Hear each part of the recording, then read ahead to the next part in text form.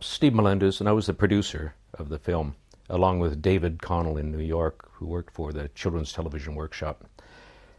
They're the people that produced Sesame Street. And anyway, I got involved in it because CTW had a contract with a company who pulled out. They decided they didn't want to do it. And so they were desperately running around trying to find some studio who could do a 2-hour TV show for them in what was essentially 9 months. And eventually they came to us, went to Bill in Los Angeles. And he said the only way he could do it was in the London office. He called me, and I said, no, the only way I could do it is bringing other studios in, because we just didn't have the capacity to turn out this amount of work. And so that's what happened. We had 2 studios in London and 1 studio in Barcelona, and of course a studio in Los Angeles. And a logistical nightmare, keeping all this together. And I was flying back and forth from London to Los Angeles to New York and Barcelona. Bill was doing the same, and he and I sometimes would just cross and wave at each other, in airplanes, but just trying to get this thing done in time. And it was, it worked out fairly well, considering, and we had a lot of problems, particularly with the communications, because it takes a long time to learn to talk to somebody on the telephone. And that idea that you say blue and they hear red. And this happens all the time. And it takes a while to do that. That's why the flying, physically going back and forth. CTW had originally contracted to a studio to do the work. And this studio, they were working on the design, and they just could not get it right. And I assume, I don't really know the full story, but that there were some arguments between them. And finally, this other studio resigned it. And so having had like 2.5 years to do this thing, they suddenly ended up, by the time they found us, they only had the 9 months left because they had an air date. And it was going out on CBS television in the States, and they'd booked 2 one-hour slots on a Sunday night and a Monday night. And it was sponsored by Kraft, who had agreed to put it out without any commercials. So the only breaks in it were station IDs, which they have to do legally in the States. At least they did in those days. So we had to do this in these 2 halves. We had the air date, and you couldn't change it. And the reason it was done that way is because Kraft were doing a reading program, encouraging kids to read books rather than watch television. And so what they did with this, they tied in with the publishers, and they supplied copies of the books to schools all over America, a teaching aid, and then the idea was that the kids would read the book, watch the program. So on Monday they go into school, teacher would give them something to write about, what was different from the book to this bit, and then same thing on the next night. And it was incredibly successful. One of our animators in Los Angeles, his wife is a teacher, and she says the first time she ever got her kids to read a book, any time she'd been teaching. So it was great. So it really worked well, as far as I know. And but anyway, that was the reason for all the time constraints. You just could not go out and get those slots again. The original book was illustrated, but there were book illustrations, and sometimes it's just impossible to take those and make them move. It was very difficult. And so, if they haven't been designed for that. And so we went out and just designed, we got a designer in, Al Sheehan, who's a really good designer, and he did some incredibly off-the-wall things, which are on the DVD, and which we loved. And everybody said, that's fine. We went to the copyright owners, and they hated them. And so we had to redesign. And then, in fact, within that context, when I was, because I started animating on it in London to set the style, and I'd animated on the first section, about 2 minutes when the word came down that the copyright holders didn't like the kids, the designs of the kids. And so we had to redesign them. And then they called up and said, and we also don't like the voices. So we had to re-record them.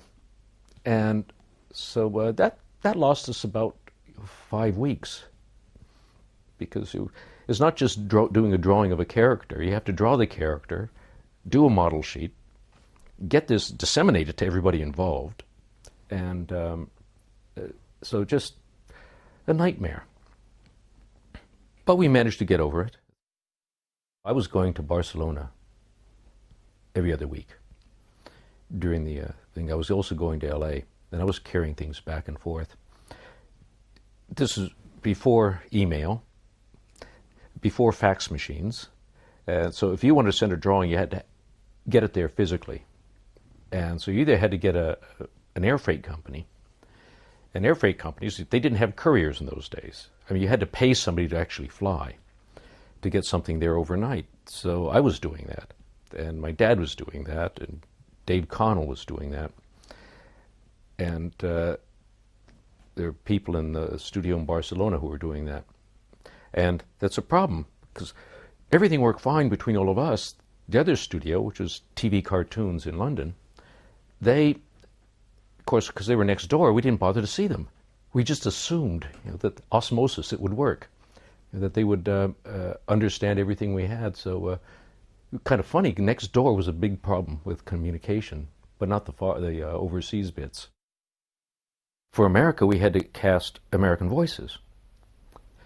And back then, which was 79, 78, there was a whole series of American schools in London.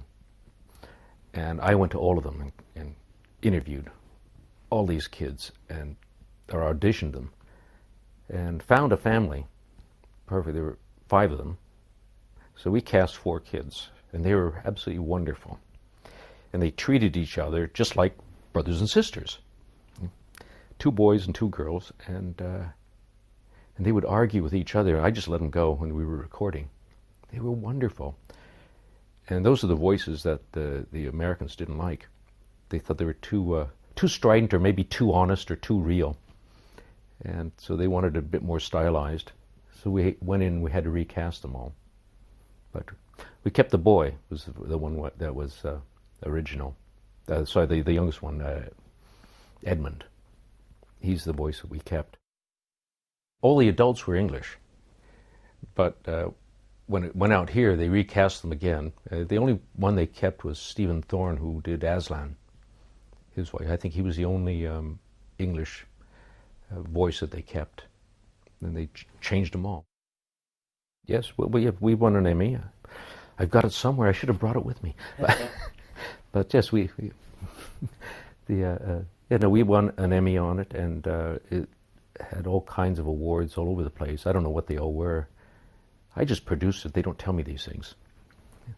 I assume the people in Atlanta and in New York have all of those things. Well, I haven't seen it. I imagine it's going to be wonderful, but I have to remember when we did this. Nobody had computers. There was no 3D animation going on unless it was puppets.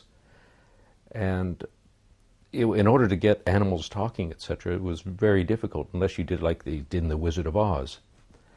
And so, the obvious way to do this was in animation, 2D. And so that's why we did it this way. Now, of course, you would approach it in a different way. But that was, then, there was no choice. Right at the end of the film, there's a whole sequence when the kids go back through the woods and back to England. Eddie Radich, who was the animation director of that sequence, thought, well, we don't have time to actually animate this properly. So he went out with a little Super 8 camera and shot a bunch of horses in a field and got people to ride them around and do that, and they rotoscoped the horses. So they got the action right. because it's very hard to animate a four-legged character, and horses are difficult, and we just didn't have time to teach people. And so we went out and did it that way. And so it has a slightly different feel, that one section, where there's the hunt for the white stag. But it worked really well. And Eddie was really good because he stylized it. He didn't actually take the live action and use that. He stylized it quite a bit, and it looks really good. And if you watch it carefully, you almost believe it's a real horse sometimes, and the stag running. But that's the closest thing we ever got to CGI. There's so much of the CGI, the 3D out there, that I think it's becoming kind of like wallpaper. Well, rather like 2D animation became. People just got tired of it.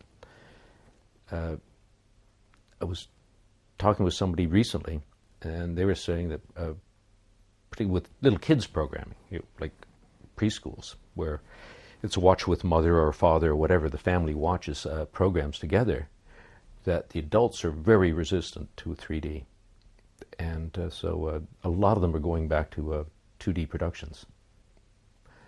But back then, we didn't have any choice.